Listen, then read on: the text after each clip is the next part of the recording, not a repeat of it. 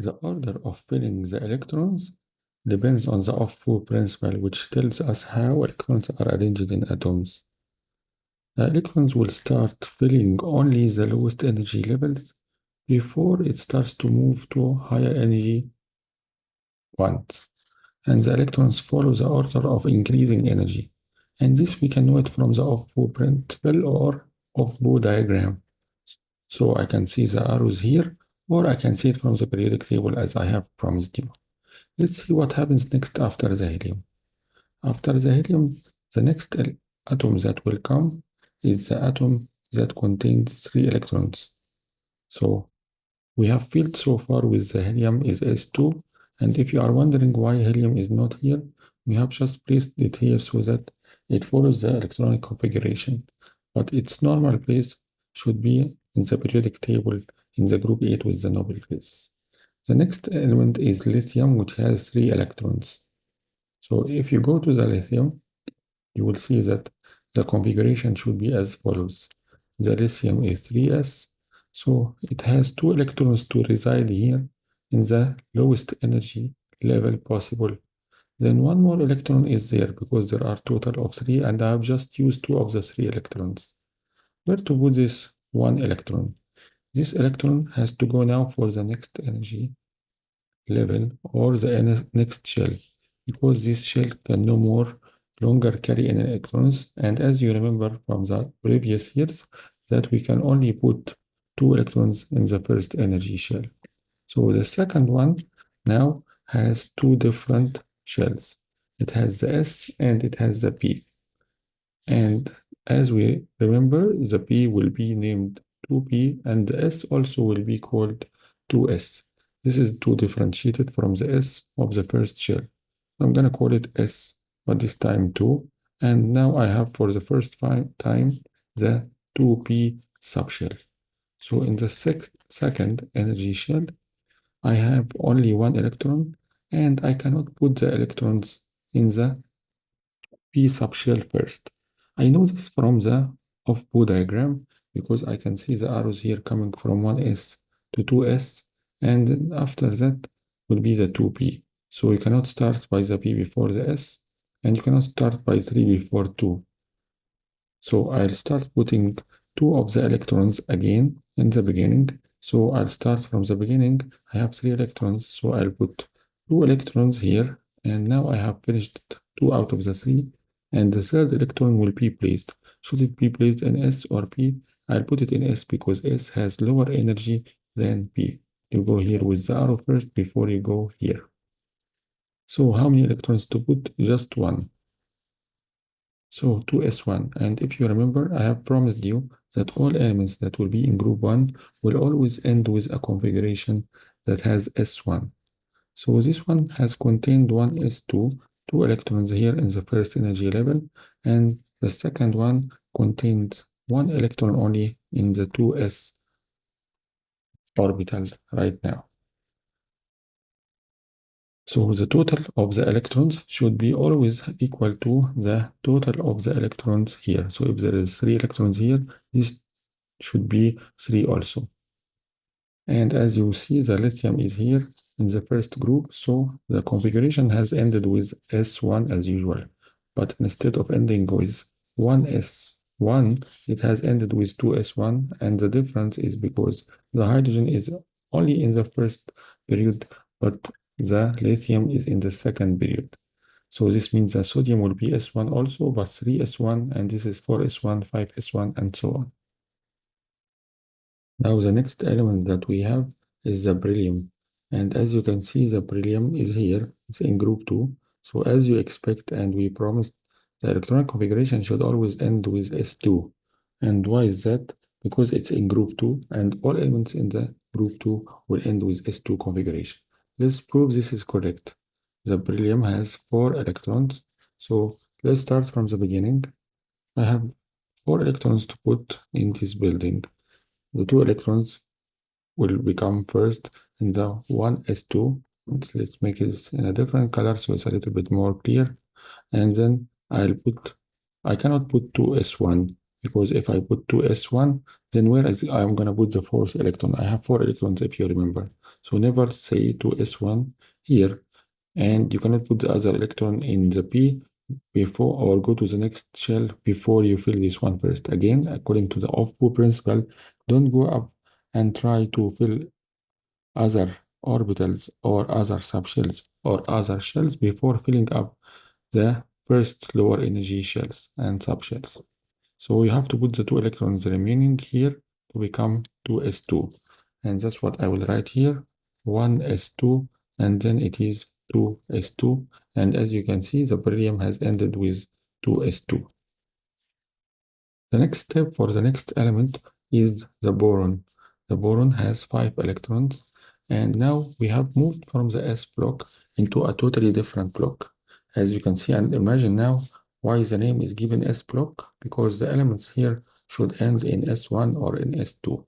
And as you can also imagine, these elements in this place is going to be called the p block. We have made a transition and jumped over this D block for the time being because we don't have any elements in the D block or in the transition elements before the boron. And these are known as transition elements or transition metals, which we will discuss very soon. The boron is the next element, and the boron contains 5 electrons. You will do the same. Since the boron contains 5 electrons, we'll start to put the first two here. So it will be 1s2 as usual. Then we'll put 2s2 as usual. Let's write it over again from the beginning. It's 1s2 and 2s2, but this is a total of 4 electrons. We stopped here in the beryllium because we had no more electrons. But here we have to continue because we have 1 extra electron. Out of 5, we have just finished 4. So 1s2 and 2s2. And where do you expect the next one to be? Of course, in the 2p. The p has been shown for the first time here. And remember that we mentioned the p is not made from one orbital, the same like s. In the s subshell, it contained only one orbital that carried 2 electrons. These 2 electrons I can see here for the 1s, and I can see it here. Take care of this box diagram because this is how we mostly are going to represent the structure and the configuration of electrons. So I can put the 2s2 electrons here, then I'm gonna come to the 2p. The p subshell is made from 3 orbitals, as you remember, not one orbital. And if you remember also, we have called the orbitals px and py and pz since they are available in the 3 axes. So because you have one more electron to add, you will start putting this electron here. And there are 2 ways of drawing it. You can draw the arrows like that, or you can draw it like that. So you draw the first electron here, and this is going to be called 2p1. And as you imagine, I'm going to tell you, the elements in the group number 3 are all is going to end with a configuration of p1. So as you can see here, this is coming as 1. No, it is p1, but in which subshell? It is in the second subshell. There is no 1p, there is only 2p because you cannot see p in the first shell. So it is 2p1. This is the number of electrons. And if we go to the next one, which is carbon, that will have 6 electrons.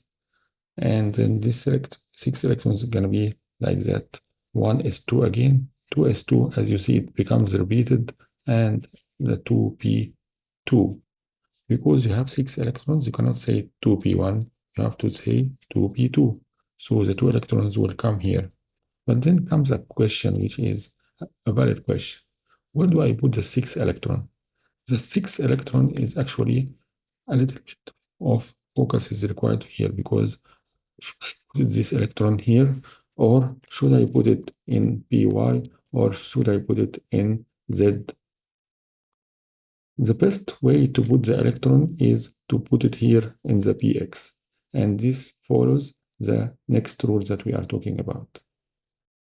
The hand rule states that if you want to put the electrons, every orbital in the sub-level is singly occupied before any orbital is doubly occupied. So if you want to put the second electron, you are not allowed to put it here. Before you make any of the 3 orbitals doubly occupied, so before you make this one doubly occupied, you have to make this one single. So if you have one extra 6 electron, it should be here. And then if you have 7, it should be here. Before that, you can add more electrons and make it double. So if you have more electrons, then you are forced to put it here now, and then here, and then here. So let's say that the arrangement of orbitals should be in correct way, not in wrong way. Like if you have one electron in the p subshell, so you will put it here, which is correct. And then if you try to put the second orbital, putting here should be like that. But don't try to, because this one is correct. But if you try to put it like that, it will be wrong.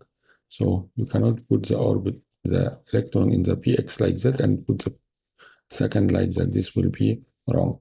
And again, if you want to put the third one, after you have placed this one like that here and this like that here, then it's okay to put it here. But then if you want to put the third one, it should be here. And don't try to put the third electron in the first orbital. Like, don't try to put it like here, because this is wrong. Or don't, of course, try to put it like here, because this is also wrong. The only place is to put it here in the third so that it doesn't double. This way helps to minimize the repulsion, since the electrons are all negative and they are trying to decrease the repulsion between them, between the negative charges in them.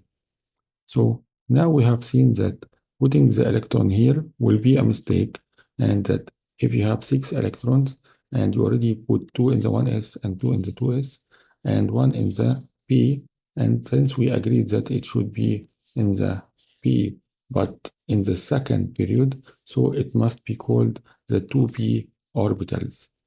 This is the 2p1 that was in the boron, but in carbon I have 2, so I have to put 2 electrons, and as we agreed by hand rule, it will be here. So as you can see here, in the next element, the orbital that will finish the electronic configuration will be in P2. And this is similar to all elements in group 3. Whatever element is in group 3, the last configuration will be in P1, same like boron. P1, but here it will be 3p1, 4p1, and so on. And the next element will end with P2. Any element in group 5 will be P3, P4 in group 6, P5 in group 7, and P8 in group, and P6 in group 8.